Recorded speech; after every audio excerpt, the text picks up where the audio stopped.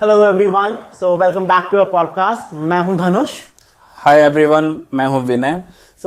आज हम बात करेंगे एक ऐसे टॉपिक के बारे में जो कि अभी मार्केट में जिसने बहुत बज़ क्रिएट किया होगा। हम आज बात करने वाले हैं आईपीओ के बारे में। आईपीओ की अगर मैं फुल फॉर्म की बात करूं तो इसकी फुल फॉर्म होती है इनिशियल पब्लिक ऑफरिंग।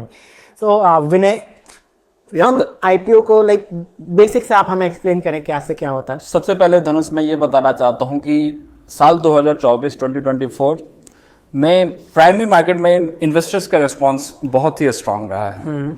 अब तक टोटल सिंस जनवरी 2024 101 कंपनीज ने आईपीओ लेके आए, जिसमें एसएमई भी जनवरी टू अगस्त सितंबर till this day okay 101 company अपने ने आईपीओ लेके आए हैं, और इसमें एसएमई भी शामिल है जो स्मॉल कंपनीज होती हैं।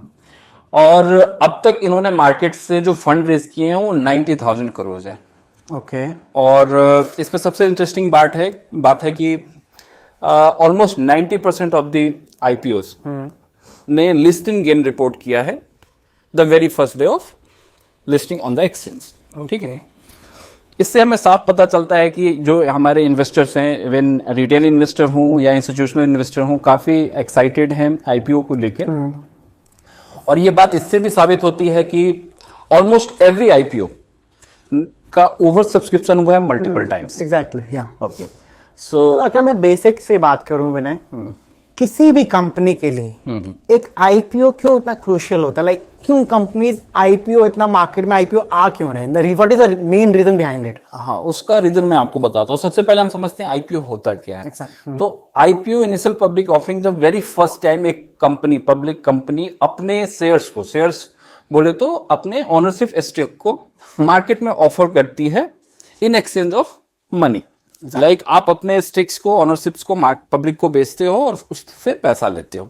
अब ये आईपीओ क्यों इतना इंपॉर्टेंट होता है कंपनी के लिए? बिकॉज जो आईपीओ जो है वो काफी cost effective source of financing होती है। ठीक है, एक कंपनी अगर बैंक के पास जाती है और बैंक से पैसा लेती है तो फिर उनको एवरी ईयर आपको इंटरेस्ट पेमेंट करना है, वो ऑब्लिगेशन है। आप नहीं करोगे तो फिर आपको लिक्विडेट होना पड़ेगा, इंसॉल्वेंसी होगी। लेकिन आईपीओ के केस में आप जब आईपीओ लेके आते हो, आप पब्लिक से पैसा लेते हो, तो आप बेसिकली आप अपनी ऑनरशिप देते हो कंपनी की। और एक ऑनरशिप आप देते हो तो साथ में आप रिस्क भी देते हो। ठीक है, और उसमें कोई ऑब्लिगेशन नहीं हो कि आपको एवरी ईयर आपको कुछ पेमेंट करनी है। ठीक है, डिविडेंड देते हैं, बट जब कंपनी प्रॉफिटेबल होती है, अच्छा परफॉर्मेंस करती है, तब हम करते हैं। तो मतलब अगर मैं इसको समराइज करूं इस पॉइंट को, जब भी एक आईपीओ आता है मार्केट में और जब एक इन्वेस्टर उसमें इन्वेस्ट करता है, तो एक इन्वेस्टर के पास भी चांस होता है कि कंपनी के साथ इन्वेस्टर भी ग्रो करेगा, because at that time company is in their initial phase. तो उस टाइम पे इन्वेस्टर को फेयर प्राइस पे शेयर मिलता है, राइट? एब्सोल्युटली। ओके, बट जो नए इन्वेस्टर हैं, एग्जैक्टली, उनके लिए थोड़ा ये चैलेंजिंग हो सकता है आईपीओ में इन्वेस्टमेंट करना। ओके, बिकॉज उसका रीजन ये है कि सपोज एक कंपनी जो फर्स्ट टाइम पब्लिक में आ रही होती है, तो उसके रिगार्डिंग, कंपनी के रिगार्डिंग बहुत लिमिटेड इंफॉर्मेशन पब्लिक के बीच होती है। ठीक है, वो फर्स्ट टाइम आ रही है, क्योंकि आईपीओ लाइन से पहले उनकी कोई ऐसे रेगुलेटरी रिक्वायरमेंट्स नहीं होती है कि उनको अपने बहुत सारे डॉक्यूमेंट्स और अपने बहुत सारे परफॉर्मेंस के बारे में पब्लिक को देना है। But as soon as they decide to come into public और आप स्टॉक एक्सचेंज पे लिस्ट करना चाहते हैं, तो फिर उनको अपने सारे इंफॉर्मेशन देने होते हैं।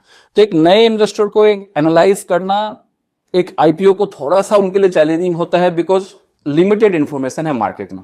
बट आपको क्या करना है, अगर जो आप नए इन्वेस्टर हो तो आप एक्सचेंज पे जाओ, सेबी के वेबसाइट पे जाओ, उनके प्रोस्पेक्टस को डाउनलोड करो। हर एक कंपनी आईपीओ लाने से पहले अपने प्रोस्पेक्टस सेबी को, एक्सचेंज को सबमिट करती है, जिसमें कंप्लीट आईपीओ के बारे में फर्म के प्रोफाइल हो गया, उनके लास्ट 3 इयर्स के फाइनेंशियल परफॉर्मेंस के बारे में डिटेल्स होता है, क्या रिस्क एसोसिएट उनके साथ है, इसके अलावा उनका वैल्यूएशन कैसे उन्होंने किया है। प्रॉस्पेक्टस कंपनी का पिचिंग हो गया कि इन्वेस्टर को पैसा हो रहा है, वो पिच करते हैं उसके अंदर, तो उसके सारे इन्फॉर्मेशन उसको अंदर, तो उसको आप देखिए, समझिए, उसके बिजनेस मॉडल को समझिए, फिर आप डिसाइड करिए कि आपको इन्वेस्टमेंट करना है, सब्सक्राइब करना है आईपीओ को नहीं करना है। और आई थिंक एक पॉइंट इसमें मैं और ऐड करना चाहूंगा, इस कंपनी जो भी आईपीओ आ रही है उसको अपने उस कंपनी को पीयर कंपनीज के साथ भी कंपैरिजन करना चाहिए, जिससे कि हमें पता चले कि वो ओवर वैल्यूड है, फेयर वैल्यूड है या फिर अंडर वैल्यूड है।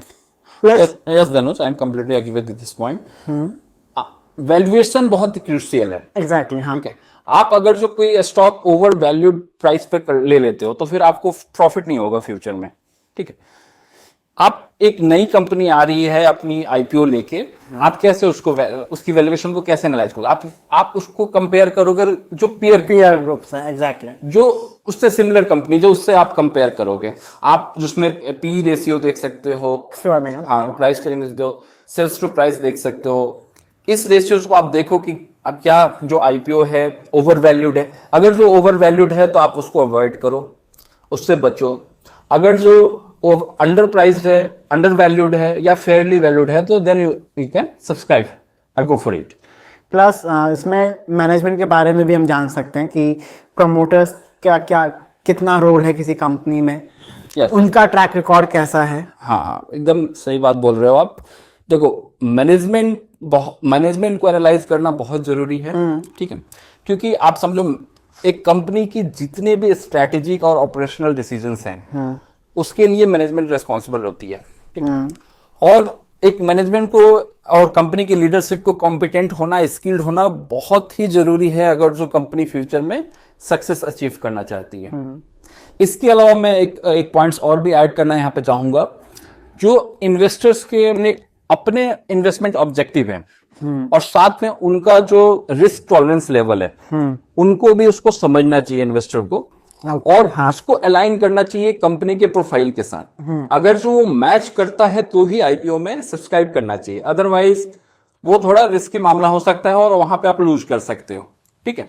अगर आपको लगता है कि आपको अपनी रिस्क एपेटाइट को समझने में दिक्कत है, आप सही से एनालाइज नहीं करते हो, तो सबसे आपको हमेशा अपने फाइनेंशियल एडवाइजर से, जो क्वालिफाइड फाइनेंशियल एडवाइजर हैं, उनसे एडवाइस लेना चाहिए, तभी इन्वेस्ट करना चाहिए।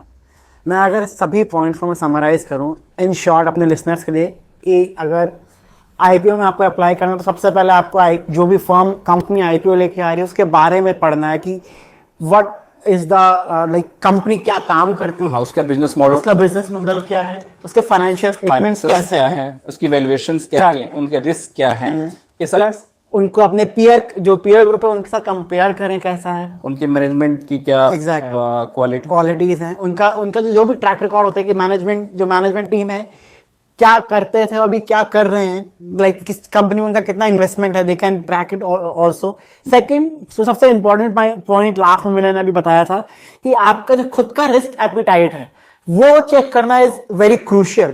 अगर मेरी रिस्क टॉलरेंस है 20 और मैं इन्वेस्ट कर दूं 30, तो मेरे लिए वो मुश्किल हो सकता है, बर्डन हो जाएगा। तो आपको अपना रिस्क एपिटाइट चेक करना is very important. So Vinay, can you do one thing in that कि अभी देख मैं आईपीओ से देखता रहता हूँ, तो अगर मैं देखूं कोरोना के बाद से आईपीओ का आई थिंक फ्रीक्वेंटली आईपीओ आ रहा है। एंड अभी अपकमिंग आईपीओज भी आ रहे हैं, काफी आई थिंक 4-5 आईपीओ अलाइंड है जो भी अपकमिंग है। हम ऐसा कर सकते हैं किसी भी अपकमिंग वीडियो को, बिकॉज हमारे जितने लिसनर्स हैं काफी मैसेजेस हमें आए हैं कि आईपीओ में नहीं समझ में आता किस आईपीओ में अप्लाई करें, क्योंकि सारे आईपीओ लुक्रेटिव लगते हैं, बहुत एक्साइटिंग लगते हैं कि नहीं सब आईपीओ लगते हैं सब आईपीओ मुझे प्रॉफिट ही देके जाएगा, बट ये सच बात नहीं, ये सही बात। तो हम ऐसा कर सकते हैं कि हम अपकमिंग आईपीओ के रिगार्डिंग उनकी डिटेल्स, उनकी फंडामेंटल्स को डिस्कस करें। श्योर धनुष, हम नेक्स्ट वीडियो में कोशिश करेंगे कि हम जो अपकमिंग आईपीओ है उसकी आईपीओ एनालिसिस करें, ताकि हमारे जो ऑडियंस है वो भी समझे कि कैसे एनालिसिस करना है और वो एक बेटर डिसीजन ले पाए। सो गाइस, जिन्होंने भी अभी तक फॉलो नहीं कर रखा फॉलो कर लो, बिकॉज हम आईपीओ की सीरीज लेके आने वाले हैं। जितने भी हमारे आईपीओ आ रहे हैं हम उसको डिस्कस करेंगे, हम उसके फंडामेंटल्स समझेंगे, then according to your own risk appetite, according to your own finances apply करें, right? Okay, thank you for being with us. Stay smart, stay invested. See you in next video. Thanks so much.